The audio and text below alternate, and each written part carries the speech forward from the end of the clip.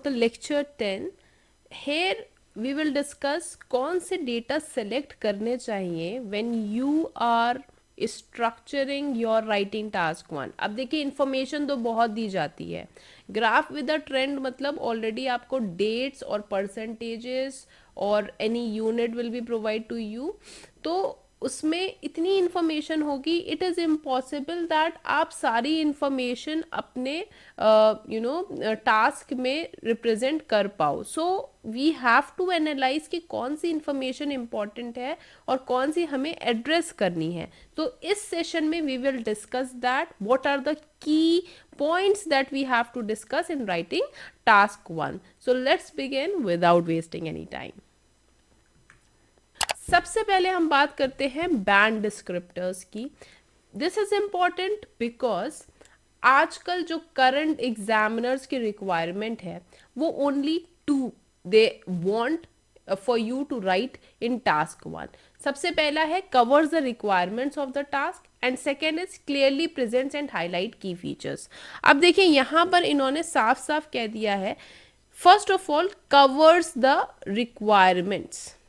ठीक है, तो पहले तो आपको पता है कि जो भी क्वेश्चन आपसे पूछा गया है फर्स्ट ऑफ ऑल आपको उसे करेक्टली एड्रेस करना है. जैसे उन्होंने नंबर ऑफ पार्टिसिपेंट्स दिया है, ईयर दिया है, तो यू हैव टू मेंशन कि what information is given in the graph by paraphrasing it correctly and highlighting the points that are given to you. कायदे से उसको पैराफ्रेज करिए, क्वेश्चन को हाईलाइट्स करिए, कोई मार्क्स नहीं काट सकता आपका अगर आप उनकी रिक्वायरमेंट जो क्वेश्चन पूछा गया है आप उन्हें शो करते हो कि आपको सच में क्वेश्चन समझ आ गया है and you are doing it properly. For instance अगर कोई मैप बेस्ड क्वेश्चन आया लाइन ग्राफ का और आप उसे पढ़ ही गलत रहे हो, आपको समझ में ही नहीं आया ग्राफ, तो दैट मीन्स एग्जामिनर को समझ आ जाएगा कि द स्टूडेंट और the candidate is unable to cover the requirements of the task. उनको समझ में आ जाएगा कि आपको समझ नहीं आया है map and you are unable to do that.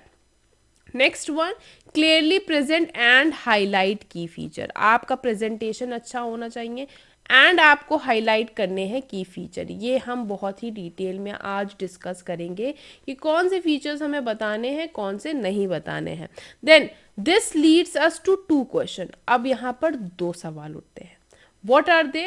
What are the requirements of the task. Second, how do we choose which features are most important. Key features तो कह दिए पर कौन से की फीचर्स इंपॉर्टेंट है ये हम डिस्कस करेंगे इस सेशन में. Let's discuss.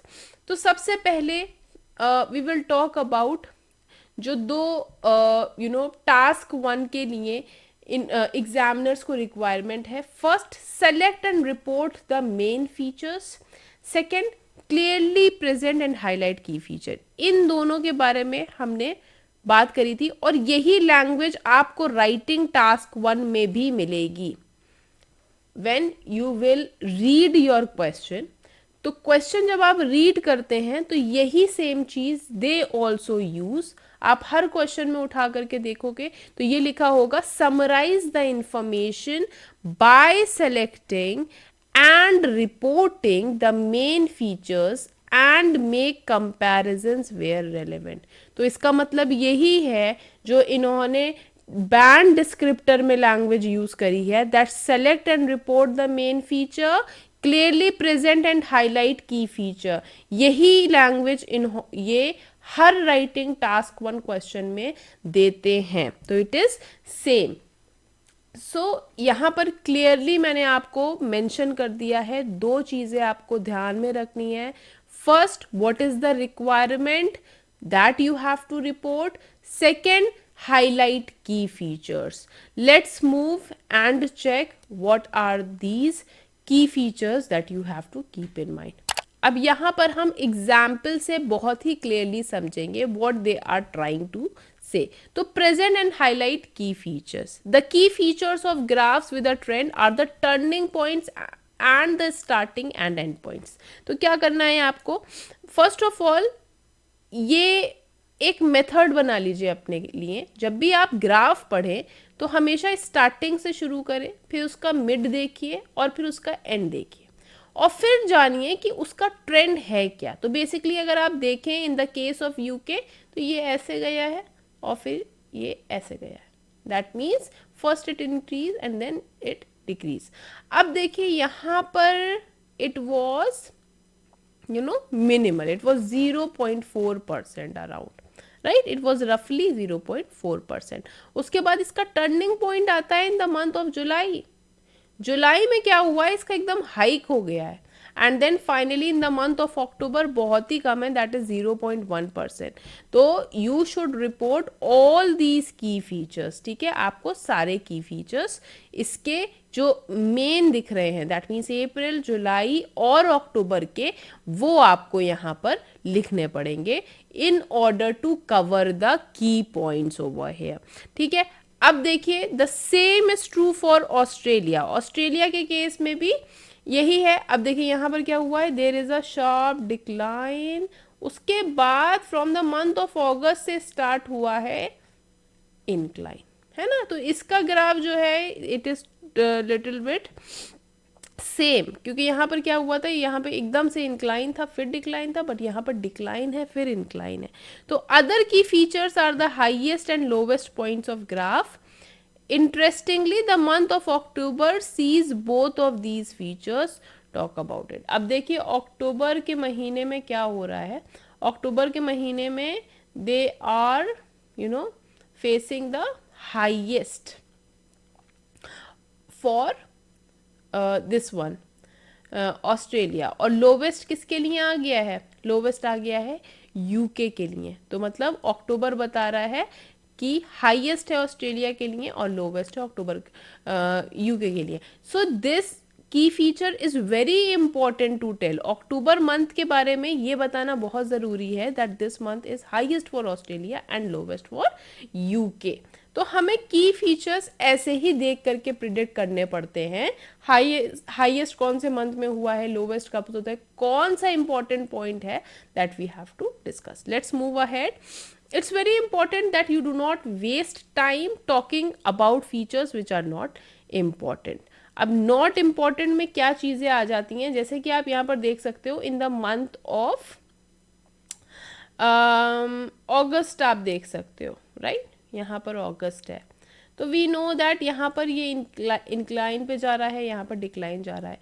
तो if we want to skip any of the month, हम अगस्त के मंथ को वी कैन स्किप. इसमें ज़रूरी नहीं है अगस्त की मंथ हम डिस्कस ही करें.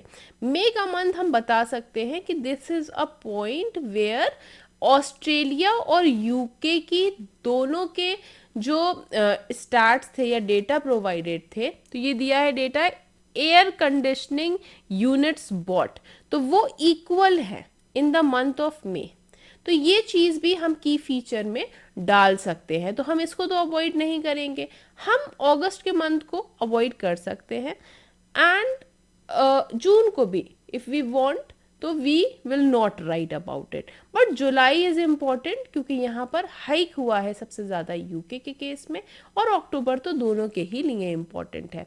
तो don't waste your time in thinking a lot about all these. You have to quickly go through the data and you need to analyze कौन से key features हैं, कौन से लिखे जा सकते हैं. Which figure in the graph do you think are not important to mention? अपने आप से ये क्वेश्चन पूछिए that कौन से इंपॉर्टेंट नहीं है उनको मार्क कर दीजिए and don't write it in your writing task 1. We do not need to mention any figures which do not have any interesting features about them such as a start, end point, a peak or an identical opposing figure.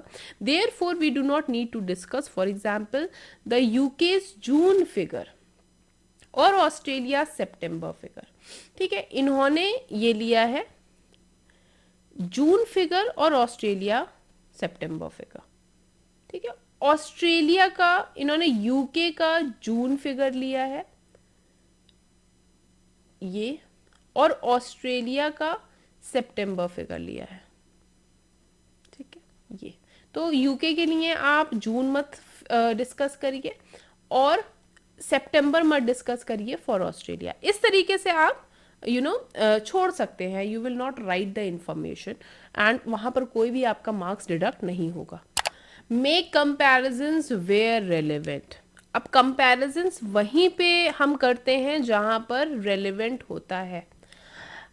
अगर किसी भी case में आपको इतना data provided है that you can cover all the data, जितना भी आपको इंफॉर्मेशन दी गई है, and this is not a lot, मतलब आप वहाँ पर ऑल डिटेल्स कवर कर सकते हो in your writing task 1, then you try to write everything. It is not important कि आप यहाँ पर भी की पॉइंट्स ढूंढो और वहाँ पर कंपैरिजंस कर करके आंसर ख़त्म कर दो. If you can compare and write everything, you just write it. देखिए, with a graph like this where this is not much data to cover, you may as well cover all the data. आपको क्या करना है, सारा आप cover कर डालो. There should be no figures left out. कोई फिगर छोड़ने की ज़रूरत नहीं है. You right everything. You can सी बहुत ही कम इन्फॉर्मेशन यहाँ पर दी है, सिर्फ अप्लाइंसेज, हीटिंग, चार्जिंग, लाइटिंग, और यहाँ पर कोल, विंड, गैस, सोलर, है ना. इतना इंफॉर्मेशन दी है, that means you can cover everything. However you need to select your comparisons carefully. You would not compare heating with appliances, charging and lighting, then appliances with heating, charging and so. तो यहाँ पर क्या होगा, you have to do the comparisons as well. तो comparisons भी देख करके करिएगा. For instance you can see over here, जैसे 40 है ना, तो मैंने एक दो एग्जाम्पल्स आपको दिए भी हैं. जैसे you can take it the example of appliances and lighting, है ना. तो appliances is almost double that of lighting. तो आप इस तरीके से कंपैरिजंस कर सकते हो. But where the information is very minimal, बहुत ही कम इंफॉर्मेशन दी जाती है, तो try to cover all of the data.